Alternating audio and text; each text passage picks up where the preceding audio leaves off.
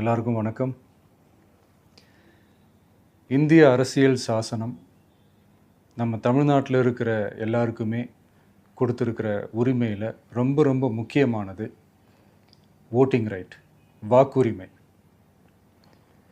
ஒரு மனுஷன் உயிரோடு இருக்கான்றதுக்கு அடையாளமாக இருக்கிறதுல அவனோட ஓட்டுரிமை ரொம்ப முக்கியம்.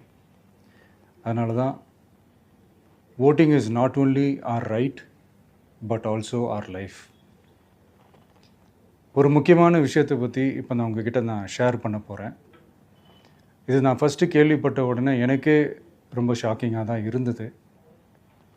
இப்போ நான் பேசிகிட்டு இருக்கிற இந்த நேரத்தில் தமிழ்நாட்டில் இருக்கிற நம்ம யாருக்குமே ஓட்டு போடுற உரிமையே இல்லைன்னு சொன்னால் நம்புவீங்களா?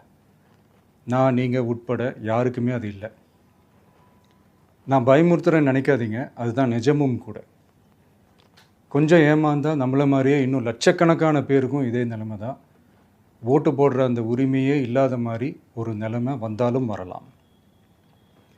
இதுக்கு மெயின் ரீசன் அந்த எஸ்ஐஆர், ஸ்பெஷல் இன்டென்சிவ் ரிவிஷன், சிறப்பு தீவிர திருத்தம். இப்போது இந்த எஸ்ஐஆர் நம்ம தமிழ்நாட்டில் எப்படி ஒர்க் ஆக போகுது? கடந்த ஜனவரி மாதம் எடுத்த அந்த கணக்கெடுப்பில் 6,36,00,000 வாக்காளர்கள் நம்ம தமிழ்நாட்டில் இருக்கிறாங்க. ஆனால் அவங்க யாருக்குமே இந்த ஓட்டு போடுற உரிமையே இல்லை. அந்த பிஎல்ஓன்னு சொல்லுவாங்க, பூத் லெவல் ஆஃபீஸர்ஸ், வாக்குச்சாவடி நிலை அலுவலர். அவங்க தான் வீடு வீடாக போய் அந்த ஃபார்மை கொடுப்பாங்க. அதை நம்ம ஃபில்அப் பண்ணி கொடுக்கணும்.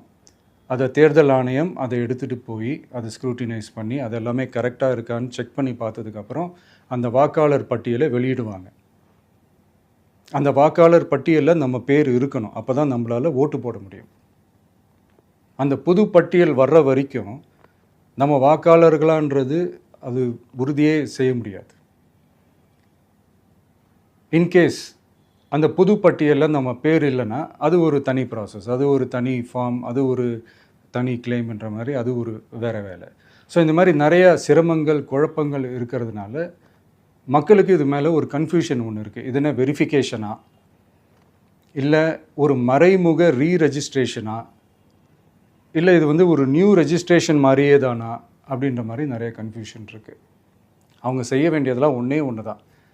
இந்த மாதிரி வீடு வீடாக போய் அந்த எனிமரேஷன் ஃபார்ம் நம்ம ஃபில்அப் பண்ணி கொடுக்கும்போது அதுக்கான அக்னாலேஜ்மெண்ட்டை அந்த பிஎல்ஓ அந்த ஆஃபீஸர்கிட்ட இருந்து நீங்கள் வாங்கிக்கணும். அது ரொம்ப ரொம்ப முக்கியம்.